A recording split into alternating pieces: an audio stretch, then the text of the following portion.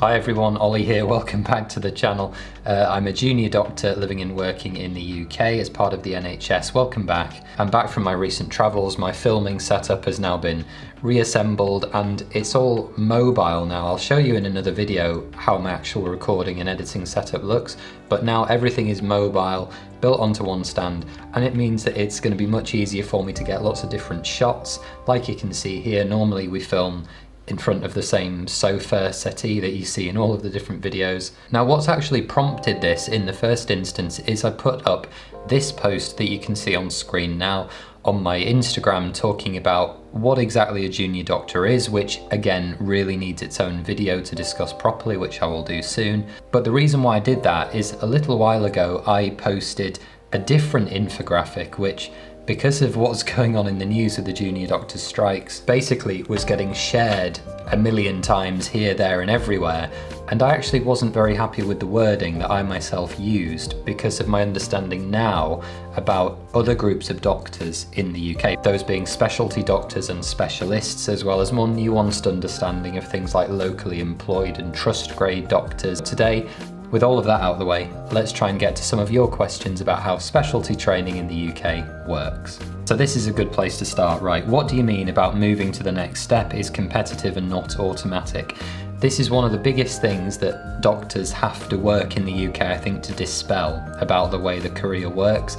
This idea that you go to medical school, you become a foundation doctor, then you sort of magically become a registrar, and then eventually you will become a consultant. The idea of this pathway being fairly automatic like a conveyor belt is often used to justify low wages and poor conditions for doctors in the short term, often in the sense of, well, yes, you're paid not very well now, but think about how much you will be paid as a consultant. Now, obviously that relies on the assumption that all of those junior doctors will become consultants, which isn't true anyway. And the reason why it's not true is essentially that once you finish your foundation training, so I'm coming up to the end of my F2, my second year out of medical school, once you get to that point, there is no compulsion to continue in training towards being a consultant whatsoever.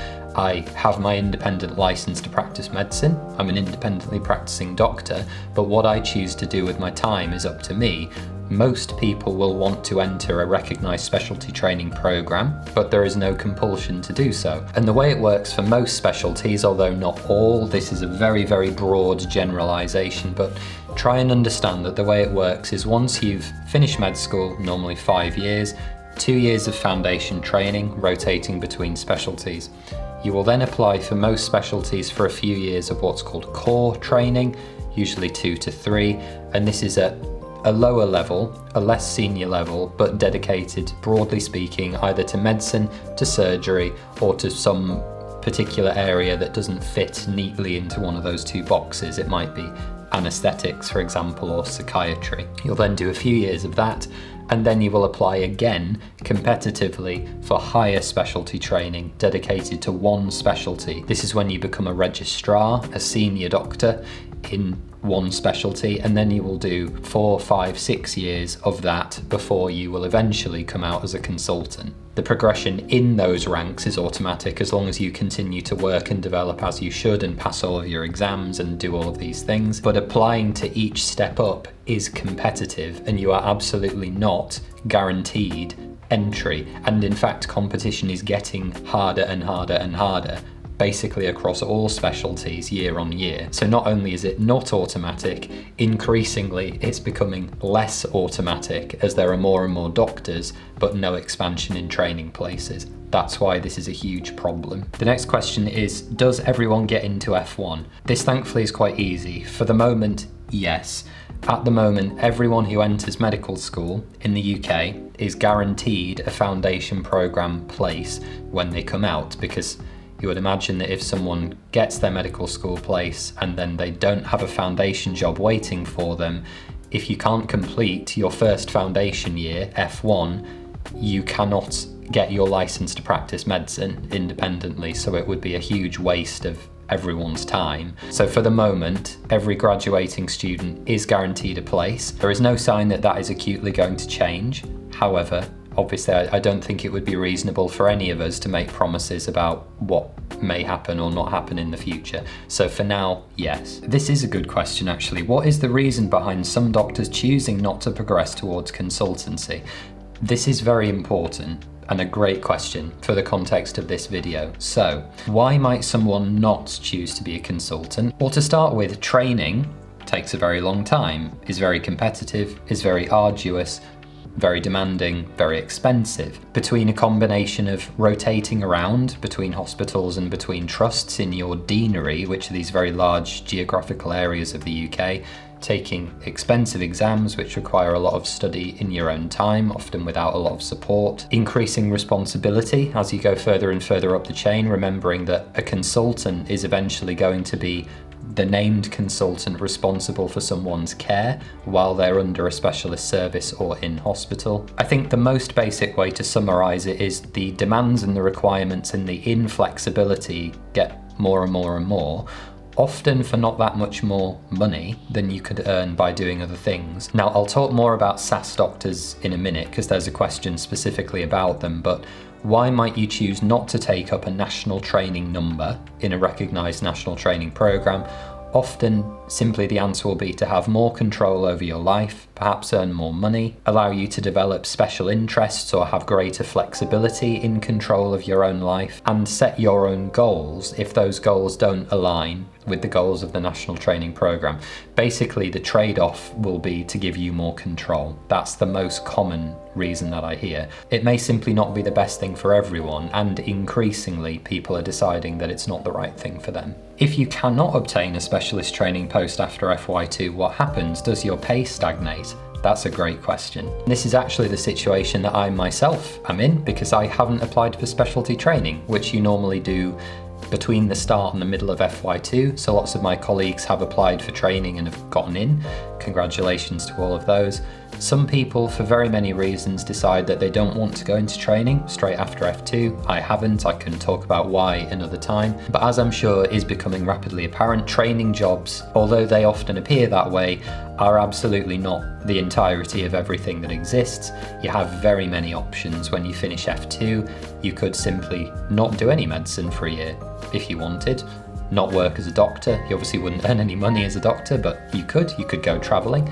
You could locum, so purely doing short-term or long-term locum contracts if you can arrange them, essentially doing the same work that you'll have done as an F2 but earning 2, 3, 4 times the wage. Teaching jobs are very, very popular. Medical schools are always desperate for teaching staff, qualified doctors particularly, and they will pay you a decent salary, usually for 40 hours of work a week, non-clinical, and will support you through a teaching qualification. Often that's a very common thing to do. And just another option, and what I'm choosing to do, is something called a junior clinical fellow job, which is you work as what's called a trust grade or a locally employed doctor, usually for 6 months or a year, in a specialty of your choice. For me, that's neurosurgery, building more experience and portfolio in that specialty before going on to apply for specialty training for next year. And usually, because you're going on to the ST1 or the CT1 rota, so you're not in a recognised training programme,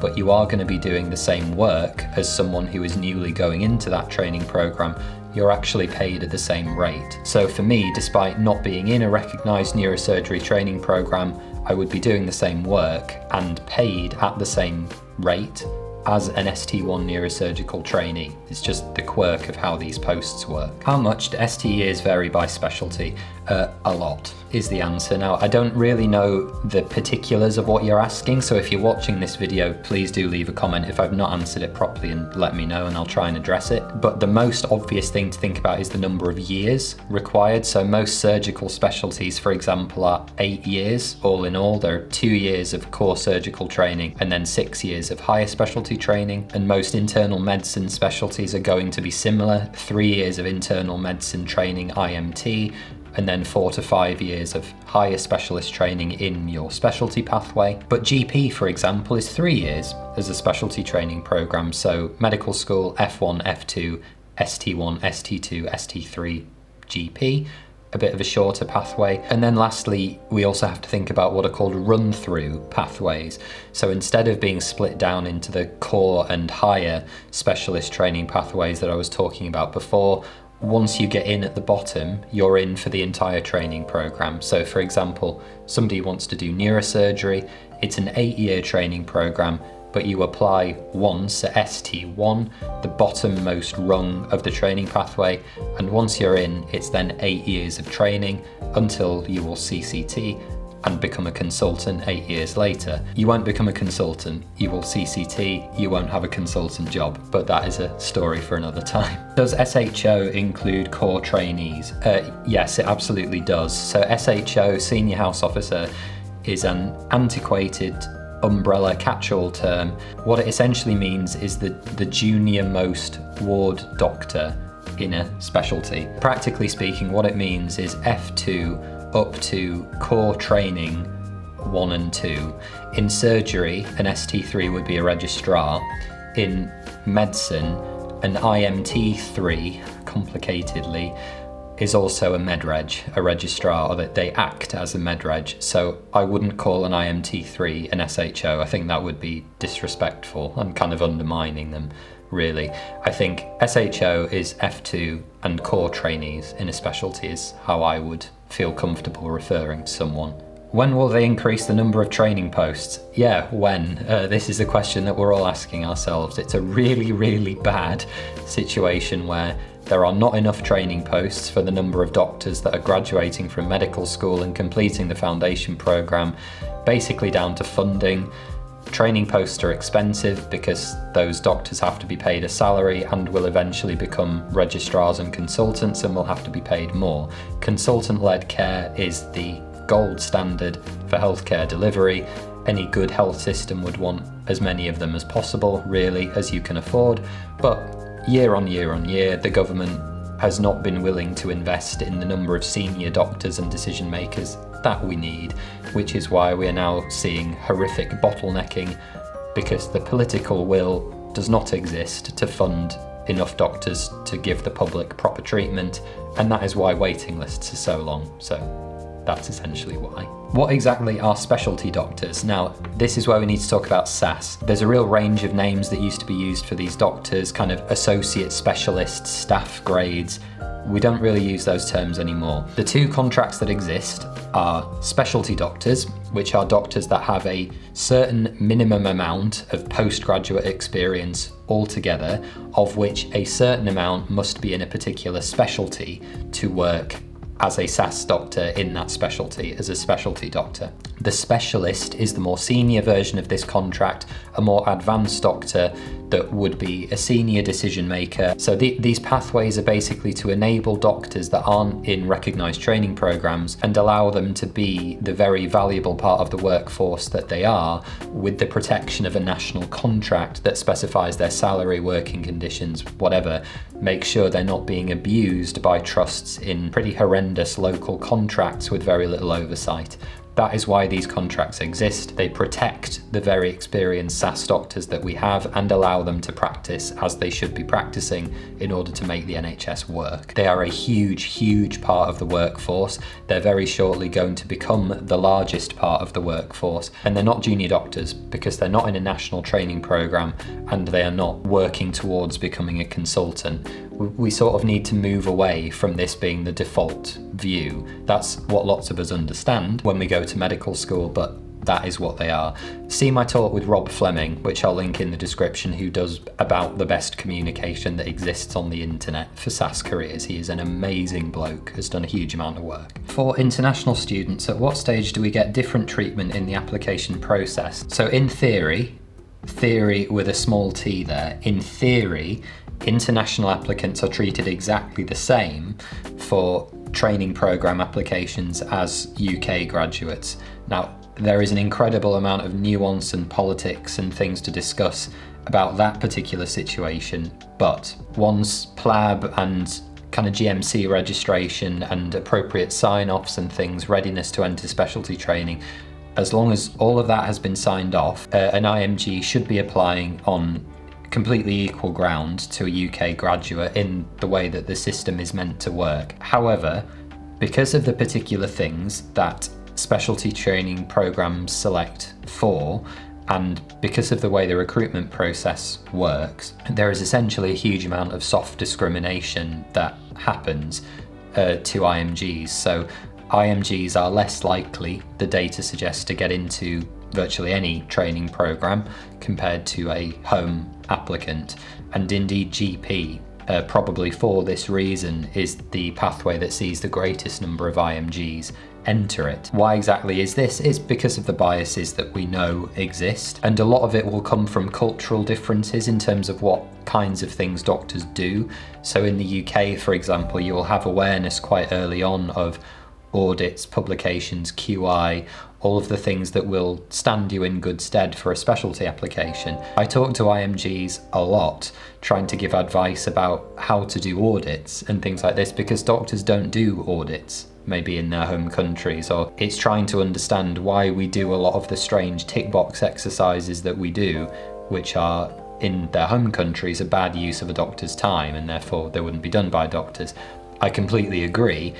It just so happens that in the UK, these strange tick boxes are what the system has decided is important. So as a UK home graduate, with the connections, network, support that provides you, especially if you're white, then you are inherently going to have an advantage. So although in theory there is no difference, an IMG will have to work significantly harder often than a non-IMG in order to get into that training program, which shouldn't be how it is, but it's how it is. And then lastly, are PAs able to branch into medicine without having to start all over again? Good question, interesting question. And it's actually something that I am very interested in as an academic question. So just to start by saying that I'm not 100% sure of exactly what you mean when you say branch into medicine, and please forgive me if I've not again got the semantics right.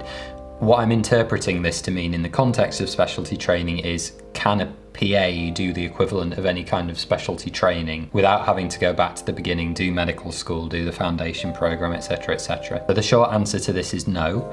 There is no way to do that for several reasons. The first is that you would need a primary medical qualification, so an MBBS, an MBCHB, whatever, the medical degree, and you would have to have completed the foundation program or an equivalent thereof. And this is going to be a really, really tricky problem for the workforce to solve, because at the moment, right, the PA role exists as a sort of forever SHO role, and this is going to be really difficult politically, clinically, whatever, for the powers that be to solve, because PAs, like all workers basically in any field, but especially clinicians, will want career progression and will want clinical progression and increasing autonomy and all of these things.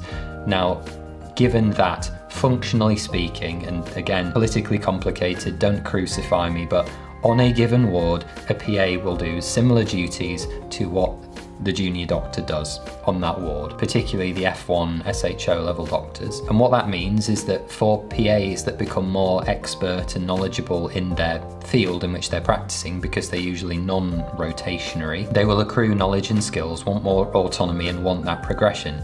Now the difficulty is that in order to get that progression, the only places that PAs can really expand into are the roles and responsibilities that will normally be done either by medical or surgical registrars or specialty trainees or clinical specialist nurses or other advanced practitioners of some description. And although very frustratingly, people often try and solve this problem by saying, well, there's enough work to go around, there's enough patients to see, there's always more stuff to do. The problem is that in terms of training opportunities, there aren't. It doesn't work that way, because you need senior trained staff in order for people to have training opportunity. And training opportunity and learning experience aren't the same thing, as any educationalist would be able to tell you. But to give a very short answer to the question, no. If you want to become a specialty trainee, a registrar, ultimately a consultant or a senior decision maker, then you need to go to medical school. At the moment, that's the only way really to achieve that in the medical model system that we have. And that's not even to think about how crowded the training opportunities for doctors are becoming. So what I could guarantee is that if any move were made to give PAs that kind of progression into the traditional medical training hierarchy, that would not land very well at all. Doctors as a whole would be justifiably very, very angry if that were to happen. I expect there would be significant repercussion. So I don't know how this is going to be solved. I suspect that there will be postgraduate diplomas or certifications of some kind that allow PAs to develop and certify themselves in particular skills, but having a model analogous to how specialty training works for medics, I just don't really see it happening for the moment, because I don't think there's a particular need, letting alone giving access to that kind of system to non-doctors. It doesn't really make sense to me at the moment, but time will tell. So thanks very much for watching, guys. Please be sure to hit that like button for me, leave a comment, subscribe. If I've not answered your question, let me know down below. Take care, and I'll see you next time. Bye-bye.